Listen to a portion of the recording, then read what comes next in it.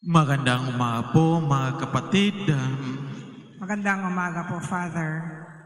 Sa ating unang pagbasa ay tinatawag tayong lahat, huwag magrebeldeng puso, kundi pusong marunong sumusunod. Humility and obedience ay ang susi upang mabuksan ang habag ng Diyos. Tulad ng ketonging na nagpapapakumbaba sa paghingi ng kagalingan.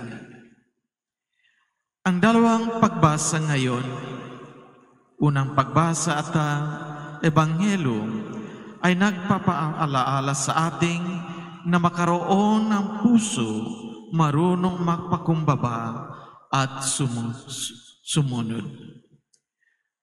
Kung hindi tayo marunong magpakumbaba sa harap ng Diyos, hindi niya ibibigay ang ating hinihiling.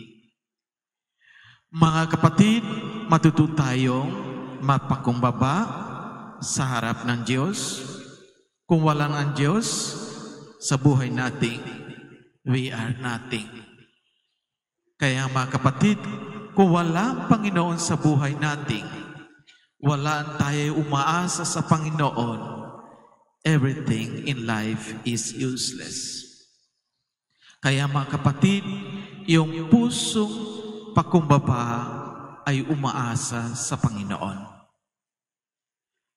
Sapagkat hindi gusto ng Diyos ang mapagmataas ng puso, ngunit mahal niya ang mga mapakumbabang puso. Humility and obedience is the key to unlock the compassion of God. So katulad yung ketonging kanina, siya ay marunong pakumbaba sa harap ng Panginoon. Ang Panginoon natin hindi gusto ang mga taong mayabang, ngunit mahal niya ang mga mapakumbaba as simple tao.